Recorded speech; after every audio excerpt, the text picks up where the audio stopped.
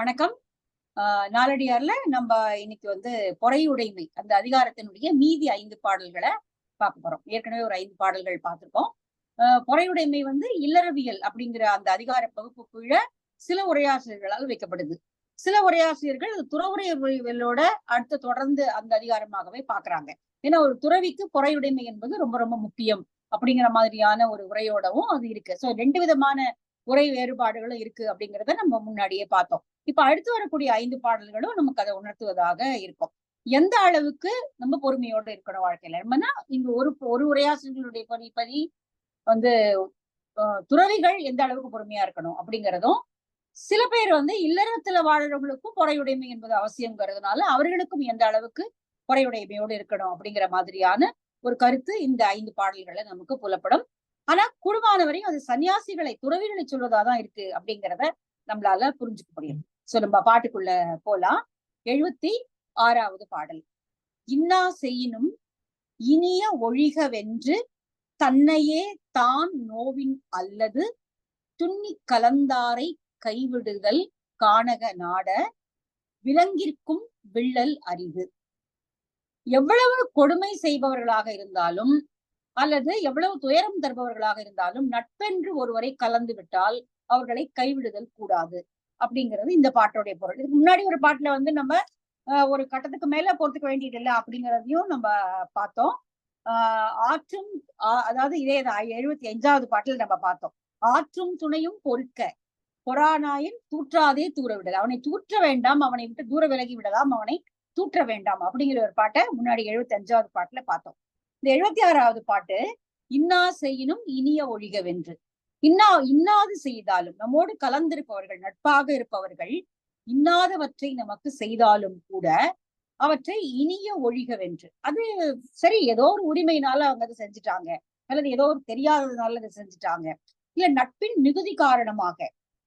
சில பேர் நட்புங்கிற பேர்ல ஒரு அதிகப்படியான ஒரு உரிமை எடுத்துக்கொண்டு சில வேலைகளை செஞ்சிருவாங்க. அது நமக்கு நல்லதா கெட்டதா அப்படின்னு யோசிக்க மாட்டாங்க. அங்க மனசுல எந்த விதமான விகல்பமும் இருக்காது. இவர்களுக்கு கெட்டது செய்யணுங்கிற எண்ணம் இருக்காது. ஆனால் தங்களுடைய அறியாமையினால அது கேடு வரும்படியான செயல்களை நண்பர்களுக்கு செய்து விடுவர்களும் உண்டு. அப்படியே நம்ம நிறைய மாதிரி உதாரணங்களை பார்க்க முடியும். நிறைய எக்ஸாம்பிள் கேஸ் நம்ம பார்க்க முடியும். ஆனால் அப்படி ஒன்று நடந்தால் அதை கூட நம்ம பொறுத்து கொள்வது என்பது துறவிகளுக்கு அழகு. துறவிகள் தான் இங்க சொல்றார் உரையாசிரியர். தன்னையே தான் நோவின் அல்லது. அப்படி ஒருத்தர் நடந்து கொண்டார் என்றால் நம்ம ஏதோ நம்மளாலதான் அது நடந்தது போல இருக்கு என்று தன்னையே தான் நோவுதல்லாமல் அவர்கள் கைவிட மாட்டார்கள்.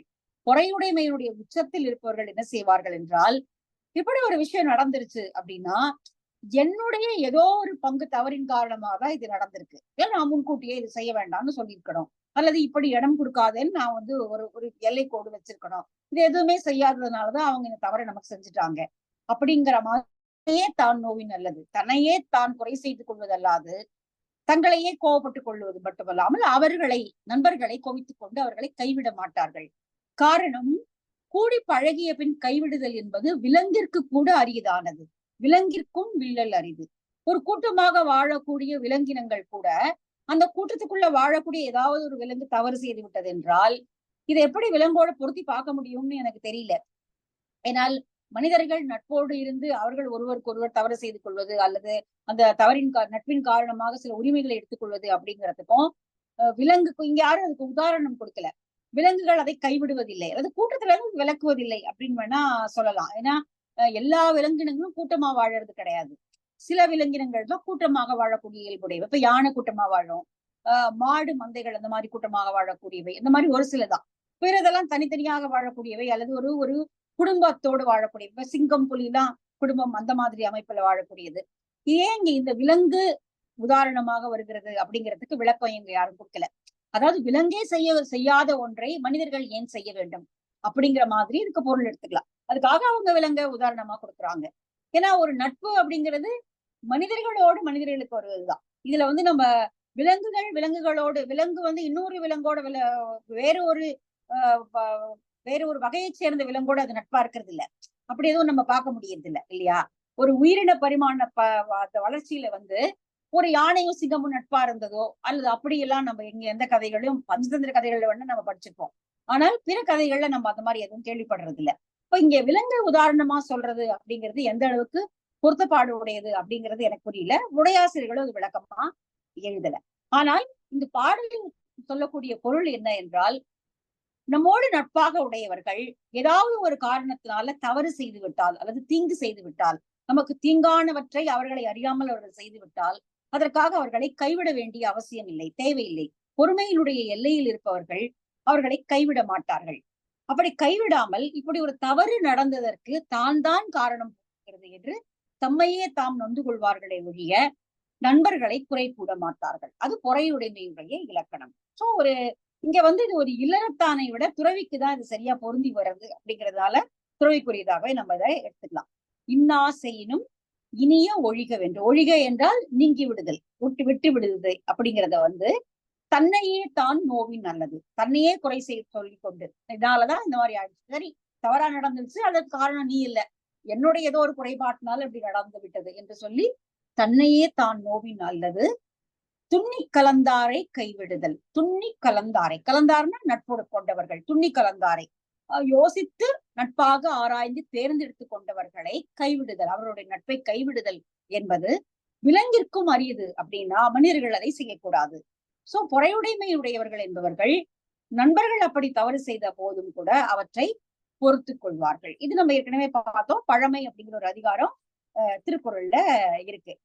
நட்பினுடைய உரிமை காரணமாக நண்பர்கள் தவறு செய்யும் பொழுது அதை பொறுத்து கொள்ளலாம் அப்படிங்கிறது வந்து பழமை அதிகாரம் சொல்றது. இங்க நிறைய உதாரண பாடல்களை மேற்கோள் பகுதிகளாக உரையாசிரியர்கள் கொடுத்திருக்காங்க. இதுதான் உரையாசிரியர்களுடைய பெரிய அழகு. நம்ம பல நேரத்துல அதை பார்த்திருக்கோம். அவங்க வந்து ஒரு ரொம்ப அழகான சாவி எல்லாம் வச்சிருப்பாங்க உரையாசிரியர்கள். ரொம்ப அழகா அது திறந்து ஒரு லாக்கரை திறந்து நமக்கு அதுல இருக்கக்கூடிய பொற்குவியல்களை காட்டுற மாதிரி எங்கேயோ எடுத்த ஒரு பாட்டை எடுத்து நமக்கு அதை காட்டுவாங்க. அது ரொம்ப ஆச்சரியமா இருக்கும் அதை படிக்கும் போது. இங்க வந்து நாலடியார்லயே இன்னொரு முன்னாடியே நம்ம படிச்சோம். 68வது பாட்டுல இதே மாதிரி ஒரு வரி வந்தது. தெரிய தெரியும் தெரிவிலார் கண்ணும் பிரிய பெரும்படர் நோய் செய்யும். அப்படி பிரிவது என்பது பெரிய நோய் துன்பத்தை தரக்கூடியது. அதாவது பிரிவு அப்படிங்கிறது கலந்து பழகியவர்கள் பிரிவது என்பது பெரிய நோய் செய்யக்கூடியது. அதனால நண்பர்கள் தவறு செய்யும் பொழுது பொறுத்து கொள்ளுதல் என்பது சரியான ஒன்றாக இருக்க முடியும் அப்படிங்கிறது. இதே போல நிறைய பாடல்களை இங்க வந்து உதாரணமா கொடுக்குறாங்க. நாலடியார்ல இருந்தே பல பாடல்கள். பின்னாடி வந்து நிறைய பாடல்கள் இருக்கு. 223, 246 அதுல நம்ம பின்னாடி பார்க்கலாம். பேயோடாயினும் பிரிவு இன்னாதே அப்படின்னு ஒரு வருது இருக்கு. அது பழமொழி 400ல வரும். பேயோடாயினும் பிரிவு இன்னாதே. பேயோடவே இருந்தாலும் பழகிட்டோம்னா அது விட்டு பிரியறது என்பது இனிமை இல்லாதது. வேற வழி இல்ல, அது அப்படி பழகிடும். பேயோட பழகினாலும் அது ஒரு காலகட்டத்துல இனிமையுடைய நட்பாக அது மாறிவிடும். அந்த பழமொழி பாட்டை இங்க அவர் கொடுத்திருக்காரு. விலங்கேயும் தம்மோடு உடனுறைதல் மேவும் கலந்தாரை கைவிடுதல் ஒல்லா இளங்கருவி தாய் இழியும் மலைநாட இன்னாதே பேயோடாயினும் பிரிவு. பேயோடாக இருந்தா கூட பிரிதல் என்பது இனிமை இல்லாதது. அது வந்து பிரிய முடியாது, கஷ்டம். என்னதான் இருந்தாலும் நட்பு கொண்டவர்களோடு பிரிய முடியாது. அதனால பொறையுடைமை என்று சொல்லப்படுபவர்கள், பொறுமை இருக்கிறது என்று தன்மை காட்டிக் நண்பர்கள் தவறு செய்யும் பட்சத்தில் அதற்காக அவர்களை பிரிய மாட்டார்கள், அவற்றை பொறுத்துக் கொள்வார்கள். கூடவே தன்னாலதான் அந்த குற்றம் நடந்தது என்பதையும் அந்த பழியையும் தன்மையிலேயே போட்டுக் கொள்வார்கள். அது பொறையுடைமையுடைய அழகு அப்படிங்கிறது வந்து இந்த பாடல் சொல்லக்கூடிய ஒரு பொருள். இதுதான் வந்து நிறைய பாடல் உதாரணமா நிறைய பாடல்கள் இருக்கு. கூடி பிரியல் அப்படின்னு ஆத்திச்சூடி சொல்லுது. கூடிட்டா பிரிய வேண்டாம் அப்படின்னு சொல்லுது. பட் இதுக்கு வேற வெர்ஷன் இருக்கிறதையும் நம்ம பார்க்கலாம். தவறு அப்படின்னு தெரிஞ்சிருச்சுன்னா ஒரு எக்ஸ்டென்ட் வரைக்கும் போய் பார்க்கலாம், திருத்த பார்க்கலாம். இல்ல அப்படின்னா நாமளும் அந்த கெட்ட வழியில் சென்று அவர்களோடு அழிந்து போவதை விட திரும்பி வந்து விடுதல் நல்லது அப்படிங்கிற பொருள் சொல்லக்கூடிய பாடல்களும் நிறைய இருக்கு. அதுவும் பல இடங்கள்ல நம்ம பார்க்க முடியும். சரி, இங்க பொறையுடைமை உடையவர்கள், பொறையுடைமை இல்லாதவர்களுக்கு இந்த இலக்கணம் கிடையாது. பொறையுடைமை இருப்பவர்களாக சொல்லிக் கொள்பவர்கள் இந்த குணத்தை உடையவர்களாக இருப்பார்கள் அப்படிங்கிறது இந்த பாட்டினுடைய பொருள். சரி, நம்ம அடுத்த பாட்டு போலாம். பெரியார் பெருநட்பு கோடல் தான் செய்த அரிய பொறுப்பவென்று அன்றோ அரியரோ ஒல்லன் அருவி உயர்வரை நல்நாட நல்ல செய்வார்க்கு தமர். நல்லது செய்பவர்களுக்கு நண்பர்கள் கிடைப்பது என்பது எளிமையான ஒன்று. அது அவர்களுக்கு நிறைய நண்பர்கள் கிடைப்பார்கள். ஆனால் பெரியாருடைய நட்பை நாம் ஏன் தேடி கொள்கிறோம், தேடி அவர்களோடு போய் ஏன் நட்பு கொள்கிறோம் என்றால், நாம் தவறு செய்தாலும் அவற்றை பொறுத்து கொள்வார்கள் என்ற ஒரு காரணத்தினால்தானே. அப்படி இருக்கும் பொழுது பெரியவர்கள் என்று சொல்லப்படுபவர்கள் இப்படி பலருடைய சில நம்மளுடைய நட்பு கொண்டவர்களுடைய தவறுகளை பொருட்படுத்தக்கூடாது அப்படிங்கறதா இந்த பாட்டு சொல்லக்கூடிய பொருள். பெரியார் பெருநட்பு கோடல். பெரியவர்கள் என்று சொல்லப்பட பெரியவர்கள் குணத்தில் பெரியவர்கள், நல்ல உயர்ந்த பண்புகளை உடைய பெரியவர்களிடம் சென்று நட்பை கோரி பெறுவது. கோரி பெறுவது அப்படிங்கிறது எதனால செய்யறாங்க, எதனால மக்கள் இப்படி பெரியவர்களோடு நட்பு கொள்கிறார்கள் என்றால், அவர்கள் தாம் செய்த பிழைகளை பொறுத்து அந்த நட்பை பாராட்டுவார்கள் அப்படிங்கிற ஒரு காரணத்தினாலதானே. அப்படி இருக்கும் பொழுது பொறையுடைமை என்று சொல்லப்படுபவர்கள் யாராவது ஒரு சிறு தவறு செய்துவிட்டால், தன்னுடைய நண்பர்கள் சிறு தவறு செய்துவிட்டால் அதற்காக அவர்களை விட்டு பிரிவது என்பது இயல்புடையது ஆகாது. அதனால பெரியோர் என்று சொல்லப்படக்கூடிய உதாரணமாக விளங்க வேண்டும் என்றால், அவர்கள் தங்களோடு நட்பாக இருக்கக்கூடியவர்கள் செய்யக்கூடிய தவறுகளையும் பொறுத்து கொள்பவர்களாக இருக்க வேண்டும் அப்படிங்கிறது தான் இந்த பாடலினுடைய பொருள். அதுதான் இந்த பாட்டு சொல்லுது. பெரியார் பெருநட்பு கோடல் தாம் செய்த அரிய பொறுப்பவென்று அன்றோ. தாம் செய்யக்கூடிய அரிய தவறுகளையும், சரி கொஞ்சம் பெரிய தவறாகவே செய்து விட்டாலும் கூட அதையும் அவர்கள் பொறுத்து கொள்வார்கள் என்ற நம்பிக்கையில தானே மக்கள் பெரியவர்களோடு நட்பாக இருக்கிறார்கள். அந்த குணத்திலிருந்து அப்போ தவறக்கூடாது. அரியரோ ஒல்லன் அருவி உயர்வரை நன்னாட. இந்த எல்லா பாடல்களையும் ஒருவனை விழித்து சொல்வது போல வருகிறது. ஒல்லன் அருவி, ஒல் என்றால் ஆரவாரத்தோடு விழக்கூடிய அருவிகள் சூழ்ந்திருக்கக்கூடிய மலை நாட்டை சேர்ந்தவனே. அப்படி இருக்கும் பொழுது நல்லது செய்பவர்களோடு எல்லாரும் நட்பு பாராட்டதான் விரும்புவாங்க. ஆனால் நல்லது செய்தல் மட்டுமல்ல, பெரியவராக இருக்கக்கூடிய தகுதி எப்ப வரும் அப்படின்னா, அவர்கள் நம்மை நம்பி நட்பு செய்த பிறகு அவர்களுடைய தவறுகளையும் பொறுத்து கொள்ளும் போதுதான் வரும். அதனால அந்த தவறுகளையும் பொறுத்து கொள்பவர்கள் யாரோ அவர்கள் தான் சிறந்த நட்புடையவர்களாக, பொறையுடைமையுடையவர்களாக இருக்க முடியும். எல்லாருக்கும் அது சாத்தியம் இல்லை. சரி, இப்ப இதுல சொல்லப்படக்கூடிய நிறைய குணங்கள் ஒரு சாதாரண வாழ்க்கை வாழ்பவர்களுக்கு அது சாத்தியம் இல்லை. அது பொறையுடைமை என்ற தவத்தை மேற்கொள்பவர்களுக்கு, நான் என்னோட வாழ்க்கையில இப்படிதான் இருப்பேன் அப்படி என்று ஒரு தவ ஒழுக்கத்தை மேற்கொள்பவர்கள் இந்த குணங்கள் உடையவர்களாக நிச்சயமா இருக்கணும். இப்போ அந்த மாதிரி ஒரு விரதம் மேற்கொள்ளல அப்படின்னா அதுல ஒண்ணும் பெரிய விஷயம் கிடையாது. நட்பாக இருக்கலாம், பிரிஞ்சு போகலாம், வேற ஒரு நட்பு கொள்ளலாம், அதெல்லாம் செய்யலாம். ஆனால் பொறையுடைமை என்ற விரதத்தை கொண்டவர்கள், அப்ப இது துறவிதான். அவர்கள் இந்த ஒரு பண்பிலிருந்து விலகக்கூடாதவர்களாக இருக்க வேண்டும். அவர்கள் பிறர் செய்த தவறுகளை பொருட்படுத்தி அவற்றை பாராட்டி அவற்றை பெரியதாக எடுத்துக்கொண்டு அவர்களை பிரிவது அப்படிங்கிறது செய்யக்கூடாது. அப்படிங்கிறது தான் இந்த பாடல் சொல்லக்கூடிய ஒரு பொருள். ஒல்லென்று ஒலிக்கக்கூடிய பொறையுடைமையினுடைய பெருமை சொல்வது. நம்ம சாதாரணமாவே ஒரு இது உண்டு, குற்றம் பார்க்கின் சுற்றம் இல்லை அப்படிங்கிறது நம்ம வழக்கமா பயன்படுத்தக்கூடிய ஒரு சொலவடைதான். நம்முடைய சுற்றத்தவர்களாக இருப்பவர்களிடம் நாம் குற்றத்தை பார்த்து கொண்டோ இருந்தோம் என்றால் அந்த சொந்த பந்தங்களை நம்ம சரியானபடி அவற்றை நிலைநிறுத்த முடியாது. குற்றம் பார்க்கின் சுற்றம் இல்லை, ரொம்ப அழகான ஒரு இது கொன்றை வேந்தர்ல வருதுன்னு நினைக்கிறேன். குற்றம் பார்க்கின் சுற்றம் இல்லை. அப்படி குற்றம் பார்த்துட்டே இருந்தோம்னா நம்ம யாரோடையும் நட்பாவும் இருக்க முடியாது, உறவாடவும் முடியாது. அதனால பொறையுடைமை என்பதற்கு இது அவர்கள் பிறர் செய்த தவறுகளை அல்லது நண்பர்கள் செய்த தவறுகளை பொறுத்து கொள்பவர்களாக இருக்க வேண்டும். இந்த முன்னாடி பாட்டு மாதிரியேதான் இந்த பாடலும் அதே பொருளை சொல்லுது. பெரியார் பெருநட்பு கோடல் தாம் செய்த அரிய பொறுப்பவென்று அன்றோ. தாம் செய்யக்கூடிய அரிய பெரிய தவறுகளை கூட அவர்கள் பொறுத்து கொள்வார்கள் என்றுதானே பெரியவர்களுடைய நட்பை நாடி வருகிறார்கள். அப்படி இருக்கும் பொழுது அவர்கள் சிறு தவறு செய்தாலும் அவர்களை கைவிடுதல் என்பது சரியல்ல. பொறையுடைமை என்பவர்கள் அவற்றை மன்னித்து ஏற்றுக்கொள்பவர்களாக, அந்த நட்பை பாராட்டுபவர்களாக இருக்க வேண்டும். அதுதான் பொறையுடைமைக்கு அழகு அப்படிங்கிறது இந்த பாட்டு சொல்லக்கூடிய பொருள். சரி, அடுத்தது இதே பொறையுடைமைக்கு இன்னும் 3 குணங்களை அடுத்து வரக்கூடிய 3 பாடல்கள் சொல்லுது. என்ன செய்யக்கூடாது அப்படின்னு, இது வரைக்கும் என்னெல்லாம் செய்யணும் அப்படின்னு சொல்லிச்சு. அடுத்த 3 பாடல்கள்ல எதை செய்யக்கூடாது அப்படிங்கிற மாதிரியான 3 பாடல்கள் வருது. 3 கிட்டத்தட்ட ஒரே மாதிரி பொருள வரக்கூடிய பாடல்கள் தான். வற்றி மற்ற ஆற்ற பசிப்பினும் பண்பிலார்க்கு அற்றம் அறிய உரையற்க, அற்ற மறைக்கும் துணையார்க்கு உரைப்பவே தம்மை துறக்கும் துணிவிலாதார். தம்மை துறக்கும் துணிவிலாதார். அப்ப இங்கு தவ வலிமை உடையவர்கள் தான். தவ வலிமை உடையவர்களாக பிறரிடம் இறந்து வாழக்கூடிய வாழ்க்கையை வாழ்பவர்கள். அது இறந்துன்னா அது பிச்சை கிடையாது. அப்படிதான் பிறரிடம் உணவு பெற்று வாழக்கூடிய வாழ்க்கையை மேற்கொண்டவர்கள்.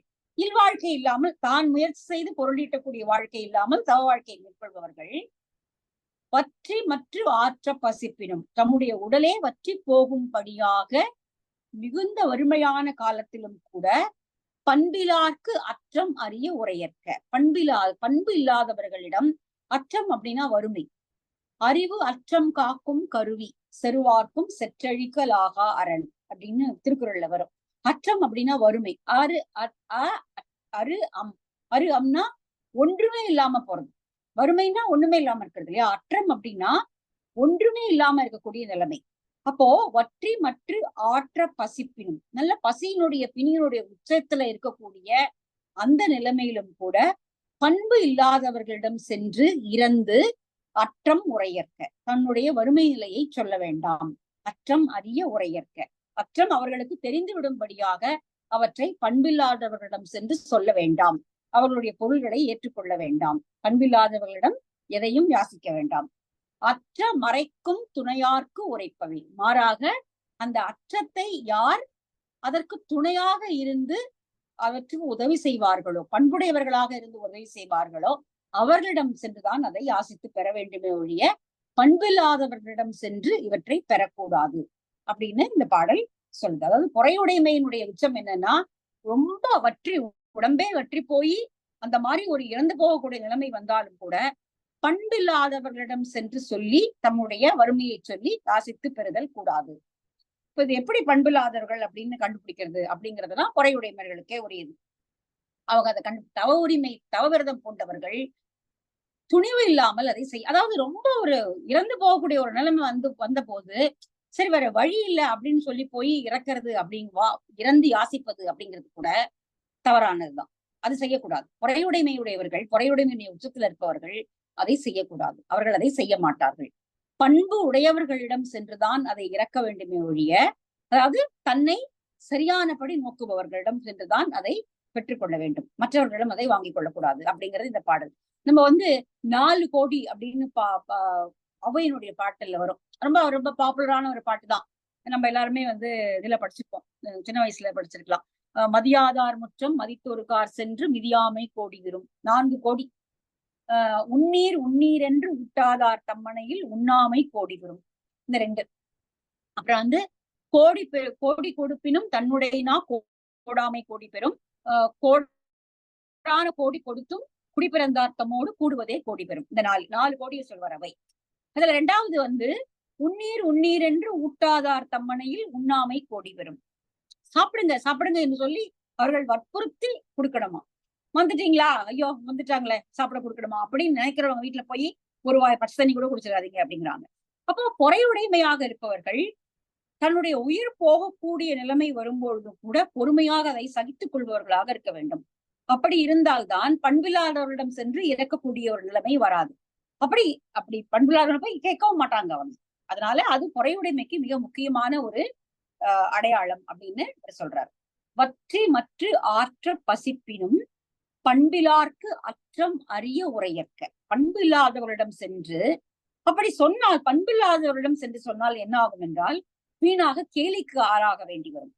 ஏன்னா எல்லாருடைய அந்த நிலைமையை புரிஞ்சுக்க மாட்டாங்க. அதை புரிந்து கொள்வதற்கு ஒரு அறிவு வேணும். அதுக்கு ஒரு மன தூய்மையும் ஒரு உள துணிப்பும் வேண்டும். அது எல்லாரிடம் சென்று யாசித்து அந்த உணவை பெற்றுக் கொள்ளுதல் என்பது நமக்கு இழிவு செய்வதாக அது அமைந்து விடக்கூடாது. அப்படிங்கிறதுனால ஒரு துறவு அப்படிங்கிற ஒரு துணிவை மேற்கொண்டவர்கள், அது ஒரு துணிவு தான். துறவை மேற்கொள்ளுதல் என்பது ஒரு பெரிய துணிவை மேற்கொள்ளுதான். அந்த துணிவை மேற்கொண்டவர்கள் இந்த விஷயங்களை செய்யக்கூடாது அப்படின்னு இந்த பாடல் சொல்லுது. பற்றி மற்ற ஆற்ற பசிப்பினும் பண்பிலார்க்கு அற்றம் அறிய உரையற்க. பண்பில்லாதவரிடம் சென்று தங்களுடைய வறுமையை சொல்ல வேண்டாம். வறுமைனா இங்க இல்லாமையை சொல்லாதீர்கள், உரையற்க சொல்ல வேண்டாம்.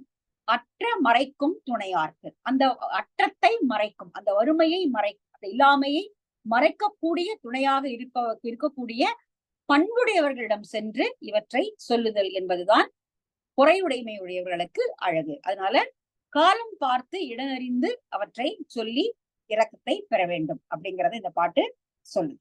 இதுதான் இந்த பாடல். அதாவது பொறையுடைமை என்ற தவம் மேற்கொண்டவர்களுக்கு இது அந்த விரதத்தை தவறாமல் நடந்து கொள்ளக்கூடிய பண்பு இது அப்படின்னு இந்த பாடல் சொல்லுது. சரி, இதேதான் திருக்குறள்ல வருது.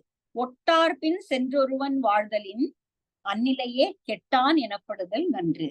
நம்மோடு ஒட்டாதவர்கள், நம்மை மதிக்காதவர்கள், அல்லது நம்முடைய நிலைமையை உண்மையாக புரிந்து கொள்ளாதவர்கள், அவர்களுடைய பின்னாடி சென்று நின்று இறந்து வாழ்தலை விட அவன் இறந்து பட்டான் என்று சொல்வதே மேலானது.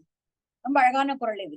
ஒட்டார் பின் சென்றொருவன் வாழ்தலின் அந்நிலையே கெட்டான் எனப்படுதல் நன்று. அதை விட இல்லாம போறது பரவாயில்ல, ஒண்ணும் தப்பு இல்லை. அப்படி போய் நின்று கூணி குறுகி கூசி அவமானப்பட்டதை வாங்கி கொள்வதை விட அது இல்லாமையே போறது, இறந்து போறது அப்படிங்கிறது கூட சரியானதுதான் அப்படிங்கிறது வள்ளுவர் சொல்லக்கூடியது. கிட்டத்தட்ட இந்த பாடலும் அதே மாதிரிதான் சொல்லுது. பண்பில்லாதவர்களிடம் பெற வேண்டாம் அப்படிங்கிறது இந்த பாடலினுடைய பொருள். சரி, அடுத்த பாட்டு போலாமா? 79வது. ரொம்ப அழகான பாட்டு. எந்த பக்கம் நிக்கணும், எந்த பக்கம் நிக்க கூடாது அப்படிங்கிறத இந்த பாட்டு சொல்லுது. சில சமயம் சில வேலைகளை செய்யும் பொழுது இன்பம் வரும், அதாவது நன்மை நிறைய கிடைப்பது போல இருக்கும். ஆனால் அதனுடைய கடைசி முனை பழி தருவதாக இருக்கக்கூடும். அப்போ ஒரு வேலையை செய்யும் பொழுது, ஒன்றை ஏற்றுக்கொள்ளும் பொழுது, அதை ஏற்றுக்கொள்ளக்கூடிய அதை மட்டும் அந்த தொடக்க நிலையை மட்டும் பார்த்தா போறாது. அது எந்த வழியா போகுது, அதனுடைய ஃபைனல் டெஸ்டினேஷன் என்னவா இருக்கும், அதனுடைய கடைசி அதனுடைய பயன் என்னவா இருக்கும் அப்படிங்கிறதையும் பார்க்கணும். முதல்ல இன்பம் தருவதாக இருந்து கடைசி நுனியில அது பழி பாவத்தை தருவதாக இருக்கும் அப்படின்னா அந்த பக்கம் போகவே கூடாது. அப்போ தொடக்கம், அது செயல்படக்கூடிய பாதை, அதனுடைய முடிவு, இது எல்லாமே நன்மை பயப்பதாக இருக்க வேண்டும். அது எல்லாமே இன்பம் பயப்பதாகவும் நன்மை பயப்பதாகவும் இருக்க வேண்டும். தொடக்கத்தெல்லாம் இன்பத்தை தருவதாக இருந்து கடைசியில அது பழிபாவத்தை தருவதாக இருக்கும் என்றால் அந்த பக்கமே போகக்கூடாது அப்படிங்கிறதுதான் இந்த பாடலினுடைய இது. அப்ப அதுக்கு நிறைய உதாரணங்களை நம்ம சொல்ல முடியும். இன்பம் பயந்தாங்கு இழிவு தலைவரினும் இன்பத்தின் பக்கம் இருந்தைக்க, இன்பம் ஒழியாமை கண்டாலும் ஓங்கருவி நாட பழியாகா ஆரே தலை. பழி வராத செயல்கள் எதுவோ அது நன்மை தராமல் இருக்கிற, அதாவது அது இன்பம் தராமல் இருக்கலாம். பழிபாவத்துக்கு அஞ்சி வாழக்கூடிய வாழ்க்கை இன்பகரமான வாழ்க்கையாக இருக்க வாய்ப்பு கம்மிதான். ஆனால் அது பழி என்ற ஒன்றை தராது, அதுவே பெரிய நன்மைதான். ஆனால் தொடக்கத்திலெல்லாம் இன்பத்தை தருவதாக இருந்து, இன்பத்தையே வாரி வழங்குவதாக இருந்து கடைசியில் அந்த செயல் ஒரு பழிபாவத்தை தருவதாக ஆகிவிடும் என்றால் அதை செய்யக்கூடாது அப்படின்னு இங்க அதுவும் முக்கியமாக பொறையுடைமையை மேற்கொள்பவர்கள் அதை செய்யக்கூடாது அப்படிங்கிறது இந்த பாட்டு சொல்றது. இன்பம் பயந்தாங்கு இழிவு தலைவரினும், ஒரு செயலை நீங்கள் செய்ய தொடங்குகிறீர்கள், இன்பத்தை தருவதாகவே அது இருக்கிறது. ஆனால் அது அதனுடைய நிறைவு பகுதியில அது மிகப்பெரிய பழியை உங்களுக்கு கொண்டு சேர்க்கும் அப்படின்னா அந்த பக்கமே போகக்கூடாது. இன்பத்தின் பக்கம் இருந்தைக்க, அந்த இன்பத்தின் பக்கம் இருந்து விடாதீர்கள். அது இன்பம் தானே தருகிறது, கடைசியில வரும்போது பாத்துக்கலாமே அப்படின்னு சொல்லக்கூடாது. ஏனென்றால் கடைசியில் அது என்ன ரெசிடியூவா நிக்குதோ அதுதான் வாழ்நாள் முழுக்க நிக்க போகுது. தொடக்கத்துல வரக்கூடிய இன்பம் ஒரு மாயமாக மறைந்துவிடும். அதனால அதை செய்யக்கூடாது. இன்பம் பயந்தாங்கு இழிவு தலைவரினும் இன்பத்தின் பக்கம் இருந்தைக்க, அந்த இன்பம் தருகிறதே இவ்வளவு கொஞ்ச நாளமாவது அந்த இன்பத்தை பார்க்கலாமே அப்படின்னு சொல்லி அந்த பக்கத்துல இருந்துடக்கூடாது. இருந்தைக்க, அந்த பக்கம் இருந்துடாதீங்க. இன்பம் ஒழியாமை கண்டாலும் ஓங்கருவி நாட, அது நீடித்து இன்பம் தருவதாக இருந்தாலும் கூட கடைசியில அதனுடைய விளைவு என்பது பழி என்பதாக இருக்கும் என்றால் பழியாக ஆரே தலை, பழி தரும் என்றால் அதன் பக்கம் போய்விடாதீர்கள். சோ ஒரு செயலை செய்பவர்கள், அதுவும் பொறையுடைமை என்ற ஒரு விரதத்தை மேற்கொண்டவர்கள் முழுக்கவே நன்மை செய்யக்கூடியவற்றை மட்டும்தான் செய்யக்கூடியவர்களாக இருக்க வேண்டும். அது இன்பத்தின் பக்கம் இன்பம் வருகிறது, ஆனால் அது அதனுடைய நிறைவு பகுதியில அது பழியை தரும் என்றால் அந்த அந்த ஒரு செயலை செய்யக்கூடாது அப்படிங்கிறது இந்த பாடலினுடைய பொருள். எனவே பொறையுடைமை என்ற தவத்தை மேற்கொள்பவர்கள் அது எல்லாவற்றையும் சீர்தூக்கி பார்த்து செய்ய வேண்டும். இப்போ எனக்கு உடனே நினைவுல வர்றது காந்தி சொல்றதா வரும். நீங்க போகக்கூடிய டெஸ்டினேஷன் அது முக்கியம்தான், ஆனால் அதை நீங்க எந்த வழியா சென்று அடைகிறீங்க அப்படிங்கிறது ரொம்ப முக்கியம் இல்லையா? ஒரு மோசமான வழியில போய் ஒரு நல்ல ஒரு செயலை அடைந்து விட முடியாது.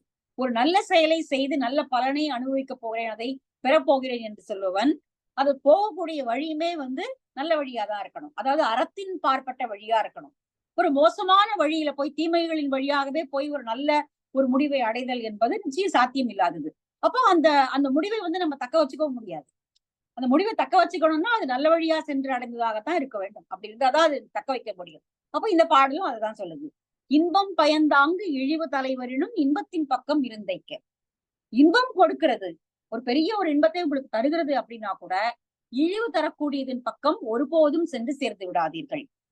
இன்பம் ஒழியாமை கண்டாலும், ஒரு நீடித்த இன்பம் தருவதைப் போல அது காட்சி தந்தாலும் கூட அது பழியை கொண்டு வரும் என்கிற பட்சத்துல அதன் பின்னாடி போகவே கூடாது. அதை நாம் செய்து விடக்கூடாது. எந்த குறையுடைமை என்ற தவத்தை மேற்கொள்பவர்கள் இது போல எல்லாவற்றையும் சீர்தூக்கி பார்த்துதான் அதை செய்ய வேண்டும். பரவாயில்ல, இது கொஞ்ச நாளைக்கு இது பரவாயில்ல அப்படிங்கிற அந்த ஒரு சலுகைகள்லாம் எடுத்துக்க முடியாது. இன்பம் தருதலை நோக்கி பழியோடு வரக்கூடிய இன்பத்தை கொள்ளக்கூடாது. அது செய்வது என்பது சரியல்ல. எல்லாமே அது முழுக்க முழுக்க தொடக்கம், அது போகின்ற பாதை, அதனுடைய முடிவு, இது எல்லாமே அறத்தின் பார்ப்பட்டதாக. அது ஒரு துன்பம் தருவதாக இருந்தாலும் பரவாயில்லை, ஆனால் அந்த அறத்தின் பார்ப்பட்டதாக அது செல்லக்கூடிய வழி என்பது இருக்க வேண்டும். அது பொறையுடைமை உடையவர்கள் இந்த வழிக்கு மாறாக நடந்து கொள்ளக்கூடாதவர்களாக இருக்க வேண்டும் அப்படிங்கிறது இந்த பாடலினுடைய பொருள். சரி, அடுத்த பாட்டு போலாமா? நிறைவு பாடல். தான் கெடினும் தக்கார் கேடு எண்ணற்க, தன்னுடம்பின் ஊன் கெடினும் உண்ணார் கைத்து உண்ணற்க, வான் கவிந்த வையகம் எல்லாம் பெறினும் உரையற்க பொய்யோடு இடைமடிந்த சொல். ரொம்ப அழகான பாட்டு. தான் கெடினும், தான் கெட்டு போவதாக இருந்தாலும் பரவாயில்லை. தக்கார் கேடு எண்ணற்க, பிறருக்கு தீங்கு நினைக்காமல் இருக்க வேண்டும். அத சாதாரணமா சொல்லுவாங்க, நமக்கு 2 கண்ணு போனாலும் பரவாயில்ல, அடுத்தவனுக்கு 1 கண்ணு போனாலும் போகுது அப்படிங்கிற மாதிரி எல்லாம். அப்போ அதுதான் உலக வழக்கம். எனக்கு 10 ரூபா போகுதா பரவாயில்ல, அவனுக்கு 5 ரூபாயாவது போகுது இல்ல, அது வரைக்கும் எனக்கு சந்தோஷம் அப்படின்னு நினைக்கக்கூடியவர்கள் தான் அதிகம். ஆனால் தான் கெடினும், தான் கெட்டு போவதாக, அதாவது தான் கெடினும் அப்படின்னா ஏதோ ஒரு வகையில வறுமை அடைவதாகவோ அல்லது இடிநிலைக்கு ஆளாவதாகவோ பழிபாவங்களை ஏற்றுக்கொள்வதாகவோ ஏதோ ஆனாலும் இருக்கலாம். தான் கெடினும் தக்கார் கேடு நினையற்க, வேறு ஒருவருக்கு கேடு நினைக்காமல் இருக்கக்கூடிய உள்ளம் உடையவர்களாக இருக்க வேண்டும். தான் கெடினும் தக்கார் கேடு எண்ணற்க, தன்னுடம்பின் ஊன் கெடினும் உண்ணார் கைத்து உண்ணற்க, உண்ணக்கூடாதவர்களிடம் சென்று யாசித்து உண்ண வேண்டாம். எல்லாரிடமும் உணவு, எல்லார் கையில இருந்து உணவு வாங்கி உண்ணணுங்கிற அவசியம் இல்லை. அதற்கும் சில வழிமுறைகள் இருக்கு. யார் யாருக்கிட்ட இருந்து வாங்கி சாப்பிடக்கூடாது அப்படிங்கிறது இருக்கு. இங்க இந்த குல வழக்கம் அதெல்லாம் கிடையாது. குலத்தாழ்ச்சி அதெல்லாம் இல்ல. சிலரிடம் அந்த கீழ்நிலையாக இருப்பவர்கள், கீழான செயல்களை செய்பவர்கள் அல்லது அறநெறியில் ஒழுகாதவர்கள், அவர்களிடம் சென்று உணவை சென்று யாசிக்க வேண்டாம். தன் உடம்பின் ஊன் கெடினும், இங்க துறவிதான். தன் உடம்பினுடைய ஊன் கெட்டு போய் அப்படியே வற்றி வதங்கக்கூடிய நிலைமை வந்தாலும் கூட உண்ணார் கைத்து உண்ணற்க, உண்ணார் கைத்து, யாரிடம் சென்று யாசிக்க கூடாதோ அவர்களிடம் சென்று பிச்சை பெற வேண்டாம். அப்படி அதுக்கு இறந்து போனாலும் பரவாயில்லை, உண்ணாரிடம் சென்று உண்ண வேண்டும். உண்ணார் கைத்து, யாரிடம் சென்று இறக்கக்கூடாதோ அவர்களிடம், அந்த மாதிரி தகுதி இல்லாதவர்களிடம் சென்று இறக்க வேண்டாம். வான் கவிந்த வையகம் எல்லாம் பெறினும், இந்த வானத்தை குடை போல மூடி இருக்கக்கூடிய இந்த வையகத்தையே முழுவதாக பரிசாக பெறக்கூடிய நிலைமை வந்தாலும் கூட என்ன சொல்லக்கூடாது என்றால், இடைமிடைந்த, பொய்யோடு இடைமிடைந்த சொல், உண்மையும் பொய்யும் கலந்தவற்றை பேசாதீர்கள். ஒன்று முழுக்க அது ரொம்ப அபாயமானது. அதாவது சில சமயம் பொய் கூட நல்லது பயக்கும் அப்படின்னு நம்ம திருக்குறள்ல பார்த்திருக்கோம். பொய்மையும் வாய்மை இடத்து பொறை தீர்ந்து நன்மை பயக்கும். ஆனால் உண்மை பாதி பொய் பாதின்னு சொல்றது இருக்கு இல்லையா, அது ரொம்ப அபாயகரமானது. கருப்பும் வெளிச்சமுமாக இருக்கக்கூடியது ரொம்ப அபாயத்தை தரக்கூடியது. அப்ப எது உண்மை எது பொய் என்று தெரியாமல் போய்விடும். அதாவது முழுசும் உண்மை என்று நம்பி ஏமாறுபவர்களும் இருக்கலாம், முழுசும் பொய் என்று சொல்லி உங்களை ஏசுபவர்களும் இருக்கலாம். சோ அப்ப உண்மையும் பொய்யும் கலந்து பேசுவது அப்படிங்கிறது என்பது ரொம்ப அபாயகரமானது. அதுதான் இங்க சொல்றாரு, உரையற்க பொய்யோடு இடைமடிந்த சொல். பொய் கலந்து சொல்லக்கூடிய வார்த்தைகளை தயவு செய்து பேச வேண்டாம்.